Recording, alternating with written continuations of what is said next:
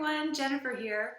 I wanted to do a follow-up to the common courtesy etiquette discussion video that I put out this Monday because my goodness, there were so many comments. I knew that that would be a post that a lot of people would resonate with, and I knew that they would have stories to share. And boy, did they ever. I received hundreds of comments on all the blog and the YouTube channel, social media, and even privately, people messaged me and sent me emails as well. So it was a really great topic, and I really wanted to shoot this video quickly to get it in this week before my next scheduled blog comes. So this is not my normal setting. This is the only room I can shoot this video in right now. It's the baby's room and there's no furniture in here. So I'm sitting on a pillow on the floor and that's just what happens sometimes. So please forgive the unusual surroundings. Okay, there are so many topics, spin-off topics, ideas, things that people shared that I wish I could get to all of them. And I can't. I'm only picking a few in this video to respond to, and I just wanted to go right into it. Okay, I'm on my computer right now. So Susan W. on the blog wrote a comment asking how a poised person deals with unwanted attention as the result of extending common courtesy. And then she also had a two-part question here. The second part was, how does one extend common courtesy and maintain one's personal safety? Okay, these are two very valid points, and a lot of people brought this up, and that's why I'm responding to it. So obviously, when you're dealing with common courtesy, you need to use common sense as well. And if you're dealing with somebody who you get a bad feeling about, your gut is so powerful. Your gut will tell you, and listen to it. There's something off with this person, okay? And you don't need to, extend common courtesy to someone who looks like they're dangerous. You can just completely ignore them. There's absolutely nothing wrong with that. I'm just talking about common courtesies with your neighbors on a daily basis, with the people that you run into at the shops. Just allowing common courtesies and politeness and politesse to just really be a steady current in your life. So you must use caution, of course. A lot of people mentioned stranger danger in big cities, and that's a reason why a lot of people don't practice common courtesies in big cities. And I totally get that, and I agree with that as well. You have to be careful who you extend common courtesies to. I have had this happen to me many times where I'm just naturally polite to somebody and then they won't leave me alone. And I'm sure this has happened to a lot of you. It's something very common among women, I'm sure.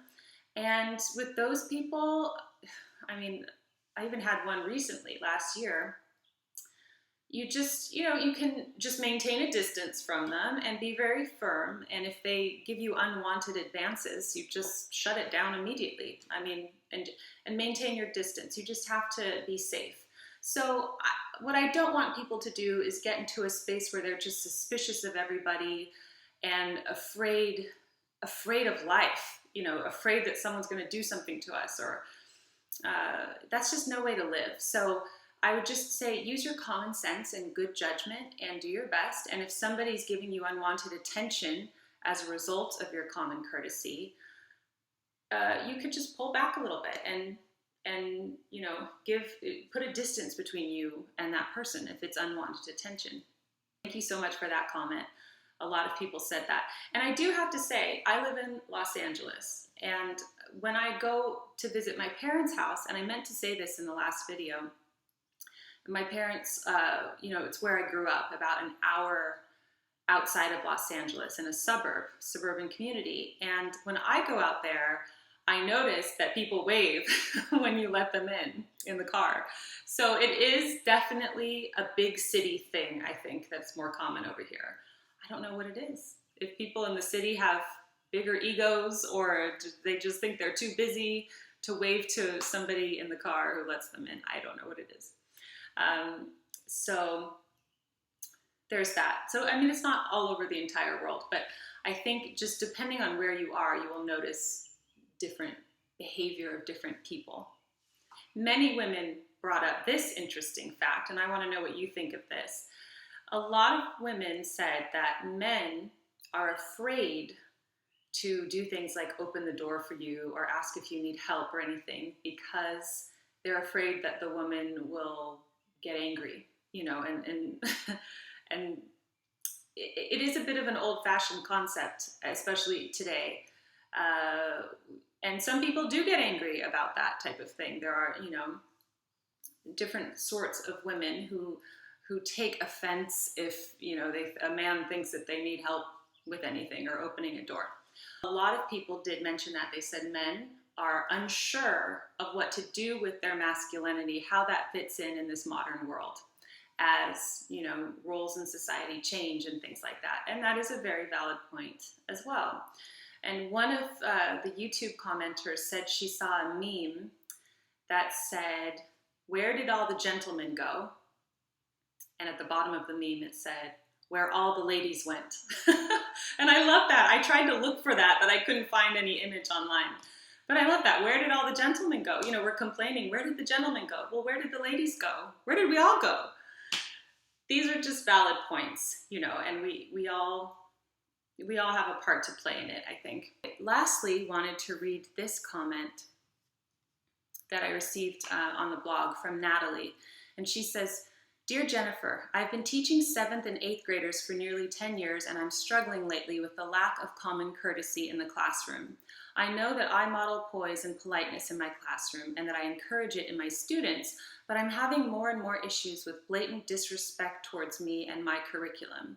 I would have never walked into a classroom and loudly declared that reading a book sucked." I hate saying that word. "I would never have questioned my teachers about why they chose to give an assignment. I would never have swore or physically showed aggression toward my teachers. I'm struggling with this issue personally because I know that I cannot change the way students are raised in their own homes. All I can do is model appropriate behavior in my classroom, and I already do that. I guess what I'm asking is, how can I change my attitude about disrespectful students and behavior in my classroom? I'm getting to the point where I'm so exhausted trying to correct disrespectful behavior." Oh, I feel you. I feel like teaching skills and content is getting lost in the mix. It isn't fair to those students who have already been taught that polite behavior at home and who already practice common courtesy. Thank you. Sincerely, Natalie. Oh my goodness. I just have to say, I don't know how you do it. I don't know how the teachers of this world do it, and I have such respect for teachers. Such respect, because they are just dealing with a whole classroom full of students, and they're all raised differently, all brought up differently. And I'm sure many of them have behavioral issues, are disrespectful because they're not learning it in the home. And that was a big part of the discussion. A lot of people said it does have to do with upbringing and how you were brought up. And, if your parents taught you basic manners and about common courtesies, and whether your parents exhibited that themselves. So Natalie, I read your email and I thought, oh, because I have heard this so many times, and on the blog too. A lot of teachers read this blog, that it is just, what's the word I'm looking for? That it's just really disheartening to day after day after day after day. It's like you should be teaching the subject that you're teaching on, not correcting behavior, But what I want to say to you, Natalie, is this, and I hope that this gives you hope, that you may be the only person who exhibits poise to these students in their entire lives. They might not see it from their parents or their friends or their neighbors or any other adult. So whether or not they tell you that, I guarantee you, if you are a poised person and you have dignity, you have respect, you have integrity, you have good manners, that you are making a difference in at least one of those children's lives, if not many more. And they would never tell you, of course they would never tell you this, but children are very strong observers. And right now, peer pressure is at an all-time high, where they don't want to show respect or be a goody two-shoes or whatever they say these days to the teacher. But I guarantee you, Just like I write about in Polish Your Poise with Madame Chic, you have viewers, and those young, impressionable students are your viewers. So I know it makes your job harder, but when the way that you react to their bad behavior is important. And this goes with parenting as well. I mean, everybody who's a parent here, your little children, they are viewing you. They're watching how you react to things. My goodness, I am not perfect in this area. When my daughters are disrespectful to me or they do something blatantly just that is, I mean, I'm trying to think. Sometimes one of my daughters goes through a phase where she just says no to everything that I say, and it drives me nuts. But I realize that this is an opportunity for growth for me as well, and an opportunity for me to exhibit poise. What I want to say to you is don't give up. You are doing a wonderful thing, teaching this next generation.